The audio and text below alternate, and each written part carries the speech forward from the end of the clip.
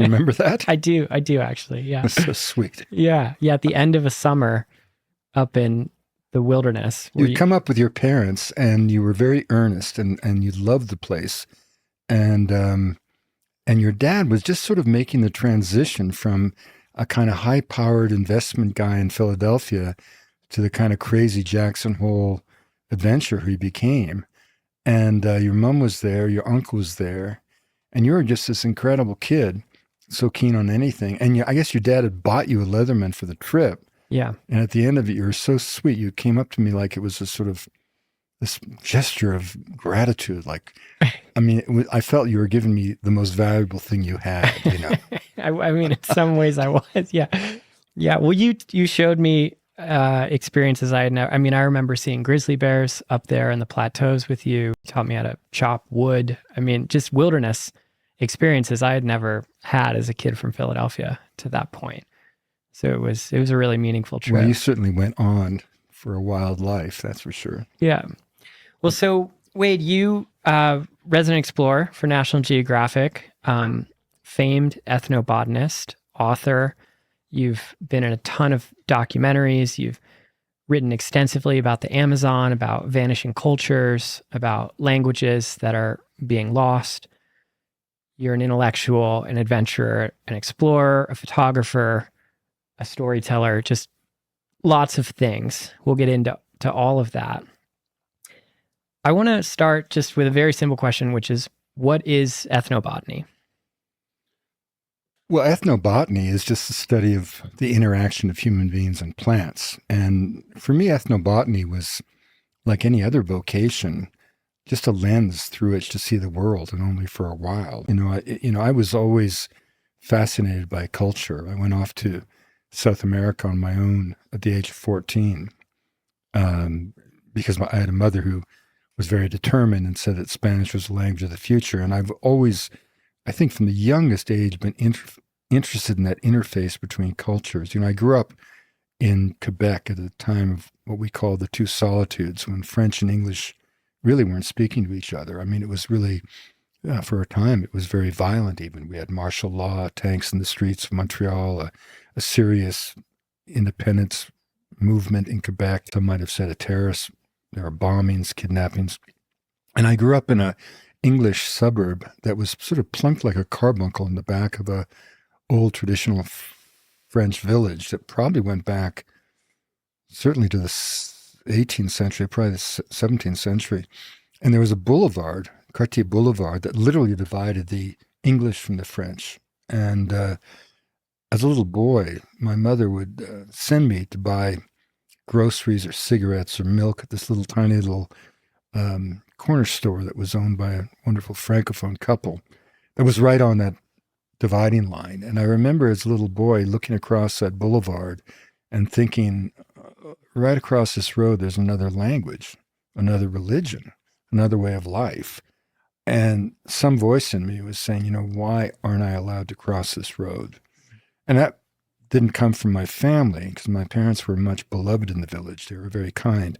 But in the society, there was this chasm between those two worlds. And in a way, I've been crossing that road ever since. So ethnobotany was really, I went off to university and,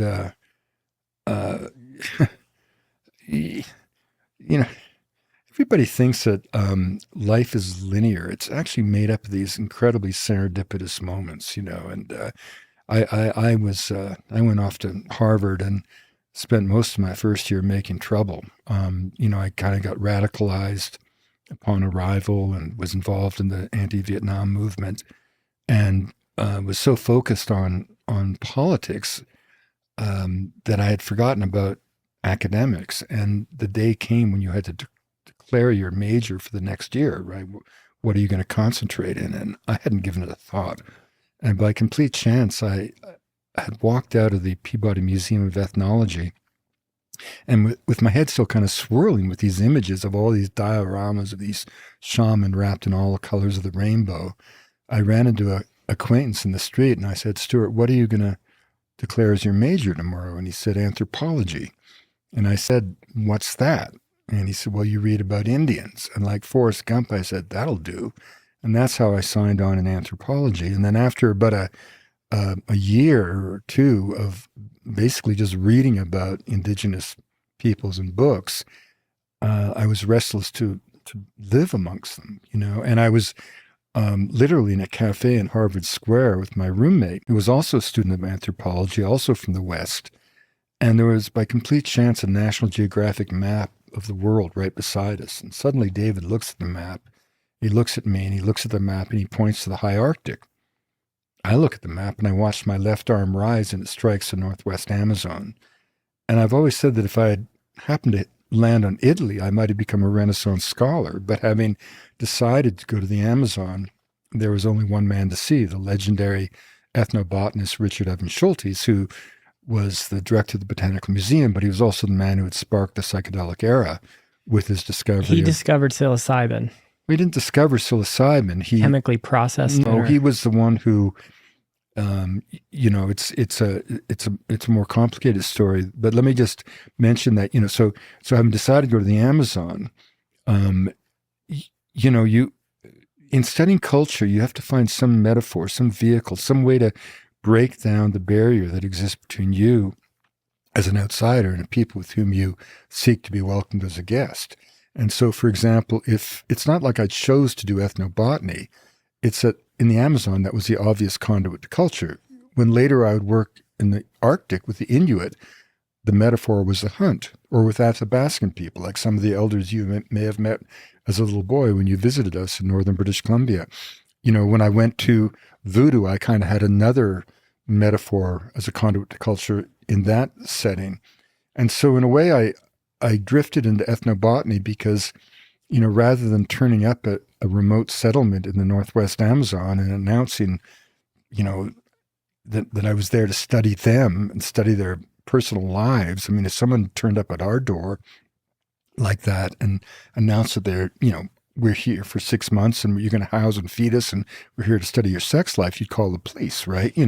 So you've got to find that kind of conduit to culture. And in the Amazon, the obvious thing was the botanical realm, the realm upon which the people's lives depended, and the realm of which they had such deep and profound understanding. So I became an ethnobotanist in retrospect, less because I was passionate about plants, although I certainly was. Then that was the vehicle, that was the conduit, that was the way in, if you will. Yeah.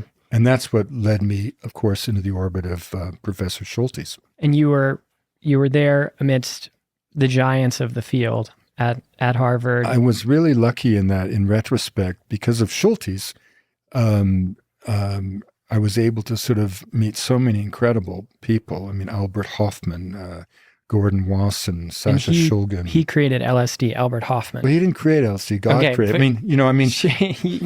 What it is that, with psychedelics so, ubiquitous and people are so familiar with psychedelics these days and with the whole renaissance, you can easily forget that there was a time when at least Western science knew very little about these substances. And those who were interested and curious about them were a very small and rather astonishing cadre of characters: botanists, anthropologists, chemists, phytochemists, and so on, psychologists, writers, philosophers. And Schultes really was at the center of all of that. And, he had his beginning in one of those moments of serendipity. He was from a family in East Boston.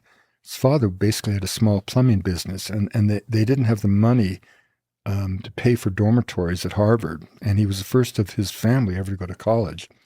And he took a job in the most eclectic library at Harvard, which was the Economic Botany Library, the Botanical Museum. And he was filing cards for pennies an hour, but surrounded by these folios from Brunfels and monographs of distant tribes and accounts of strange poisons. And he fell away into trance. And he took the course that had been taught at Harvard longer than any other, called Plants and Human Affairs.